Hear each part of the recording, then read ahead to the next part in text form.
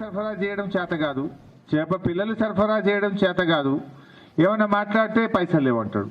అందాల పోటీలకు మాత్రం 200 కోట్లు పెట్టిండు. అది ఎవరు గడప చెప్తుంది? అది 200 కోట్ల రూపాయలు ఖర్చు పెట్టి అందాల పోటీలు పెట్టడానికి పైసలు ఉన్నాయట.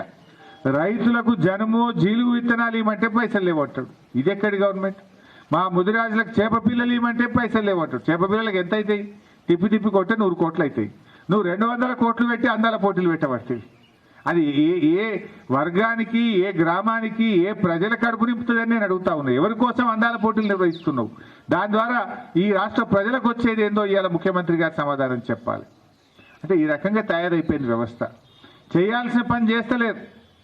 కానీ ఇవాళ రైతులకు రుణమాఫీ చేయమంటే పైసలు లేవంటాడు, రైతు బంధు ఇవ్వమంటే పైసలు లేవంటాడు. కానీ ఇవాళ 1000 కోట్లు పెట్టి టెండర్లు అయితే పిలుస్తుండు. ఎవరి జేబులు నింపడానికి? కమిషన్ల కోసమా? కేసీఆర్ రైతు బంధు ఇవ్వగలిగినప్పుడు నువ్వు ఎందుకు ఇవ్వలేవు?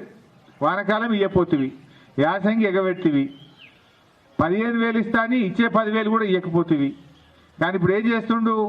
HMWSలో 10,000 కోట్లతో టెండర్లు పిలిచిండు, GHMCలో 7,000 కోట్లతో టెండర్లు పిలిచిండు, HMDAలో 20,000 కోట్ల రూపాయల పనులకు టెండర్ పిలిచిండు. అదేందో ఫ్యూచర్ సిటీ అని ఆయన భూములు కొనుక్కున్నాడట, ఆడికి 4 లైన్ రోడ్ 6 లైన్ రోడ్ వేస్తా దానికి 4,000 కోట్లు ఖర్చు పెడుతుండు. మరి వీటన్నిటికి పైసలు ఎక్కడికి వస్తున్నాయి? రైతులు అడిగితే లేవు అంటావు, ఉద్యోగస్తులు అడిగితే లేవు అంటావు, మత్స్యకారులు అడిగితే లేవు అంటావు.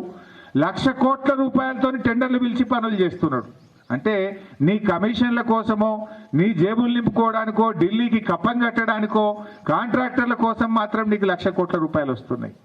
పేద ప్రజలు అడిగితే, రైతులు అడిగితే, మత్స్యకారులు అడిగితే, మా కుల వృత్తుల వాళ్ళు అడిగితే మాత్రం డబ్బులు లేవని చెప్పి మాట్లాడుతున్నాడు. ఇవాళ ప్రజలకు అన్ని విషయాలు అర్థమవుతున్నాయి. అందాల పోటీలకు మాత్రం పైసలు వస్తున్నాయి, మా మత్స్యకారుల కంటే వస్తలేవు, చేతులు వస్తలేవు నీకు.